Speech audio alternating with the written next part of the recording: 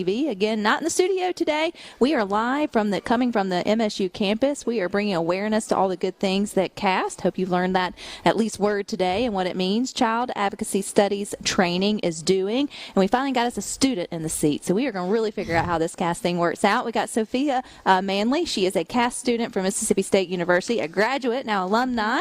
You did work for Sally Kate Winters, but now you're here, you're back on campus. Yes, so, well, congratulations. Thank you. It's a lot, in terms of education and graduating and finding a job and all the things. Absolutely. And then finding your way back. So we've been learning today about Mississippi Child Advocacy Centers in Mississippi, how they created CAST, and trying to figure out how this all comes together to better the force for being advocates for children, which I think is a good thing.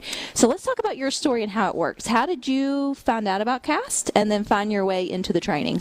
So I started through Mississippi State back in 2017 in the HDFS program, and I initially was a child life major, so I wanted to work in hospitals with kids, and as I was going through the school, my advisor actually mentioned these classes, and I hadn't heard of them before. And I was like, there's one more certificate. I guess I'll take it. And then I ended up just absolutely falling in love with the program. It was probably my favorite classes I took.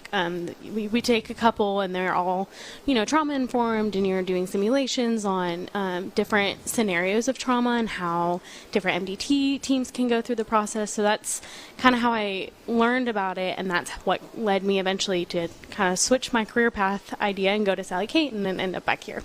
So you weren't even necessarily interested in that way. You were just more interested in what the training could provide you, which I think is also something that potential students need to hear, or those that have college students in these different realms at home, or maybe you just sent them off to university, is that you don't have to want to be just a social worker. It's not just for that. It's not just for a certain thing. If any of this being trauma informed or sort of better understanding, how this all plays, if you think that would play a part in your career or profession at all, then this could be an added value to your education. Because like you said, you get a certificate at the end that can go on your resume. Not that it should all be about building your resume, but at the same time, you got to build that resume. Absolutely. And why not do it and get credits at school? So let's talk about some of the simulations. That has to be, even though it's mock and it's not real, is it awkward? It's definitely tough because for the most part, where you're just kind of learning about it, and in this, you're playing the roles in the simulation. So we have actors, so they had the students and some of the teachers would come in, and we would act out these scenes that we're given. And we're not given a script, we're just kind of given a scenario, and we kind of play off of that. And so it's definitely hard because, you're putting yourself in these shoes, and it is kind of awkward. You don't know where each day is going to take you. But they were really awesome because a big part of why we do the simulations is that, we're in the safe environment of a classroom. You can make a mistake. That's what they tell us, there's no wrong answers in this room. So that's not what you're getting graded on. Right. Because in my mouth, I'd say something wrong. I'd be, I made it up. No, absolutely not. So what they do is, act out the scenes, and then you'll get in groups and you do what we call the PBL. So you go through all the facts of the simulation. You'll write down your hunches and your hypotheses, any questions for learning skills, and then you'll go into your next step. So where do we want to go in the next class for the simulation? And again, you kind of are just throwing out, what did we learn in the simulation? So what do we know that they said for a fact?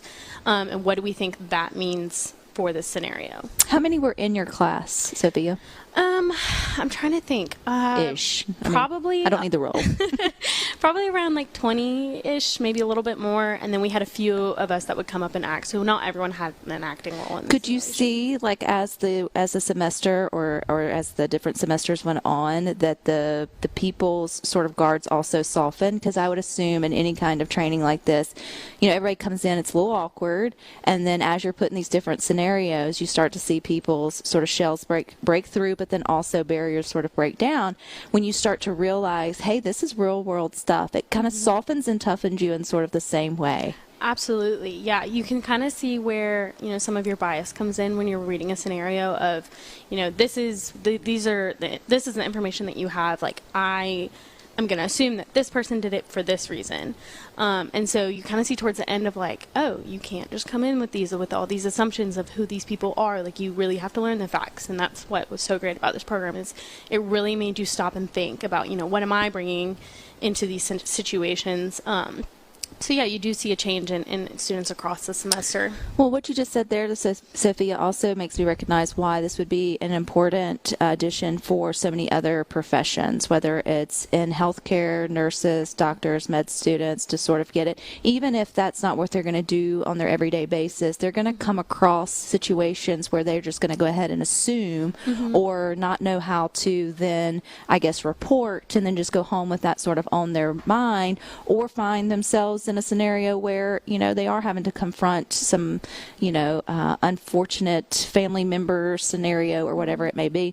So for any, I guess, profession that would fit the right bill for this, what is sort of your, encouragement for them to think past just your traditional, steps or your traditional sort of electives, to think outside the box and look at this certificate as because is it a minor, or can you do an elective? Like, how was it for you?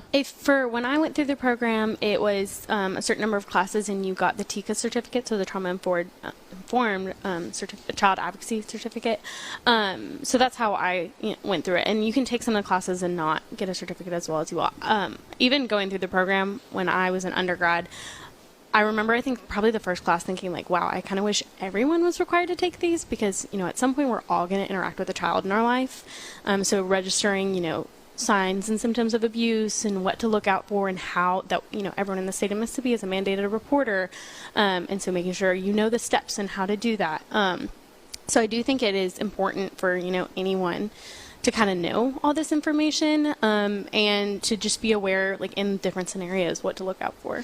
Well, and that's what I was talking to Miss Patty earlier when she said she used the simple term child advocate. And but I think we all want to be that. I don't know anybody who doesn't want to be a child advocate, even at their core. You may not want to get all messy in the middle of it and hang out everybody's dirty laundry, or really get in but you want to be able to see something and then, know what to say, or see something, say something, sort of thing.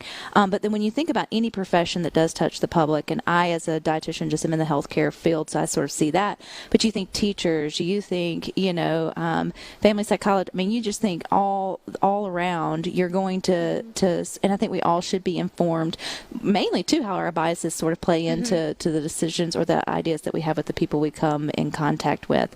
Was it hard?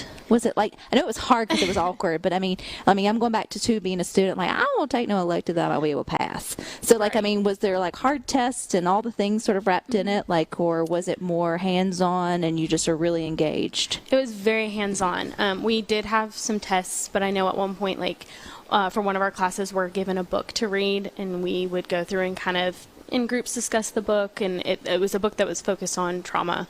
And so there's a lot of different parts to it, and it was hard because you're given a lot of work to do, but it was never an assignment that was just like, oh, this is just a silly assignment. Like, so no 50-page, single-spaced, No. report or all that. I don't. Hey, look, I know how college kids think.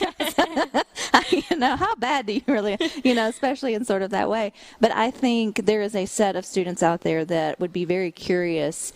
They would just sort of feel, well, I don't know if it fits. And it's like, yeah, if you're curious in it, I would assume that it fits. So how did you sign up for it? Did you talk to your advisor? How did that work for you? Yes, my advisor is the one that had mentioned the program to me, and so she was able to kind of direct me towards signing up for the classes, and so yeah.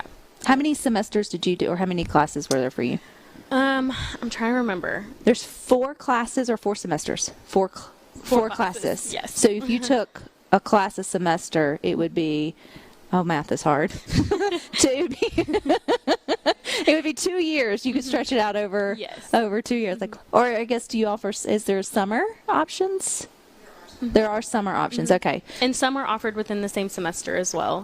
So if someone's listening to good things and maybe they're not the student, but they're now texting or calling whoever is at a university, should they just tell them, hey, send your advisor an email, ask them about CAST, that sort of thing, and go? Would that be the easiest way to sort of and go from there?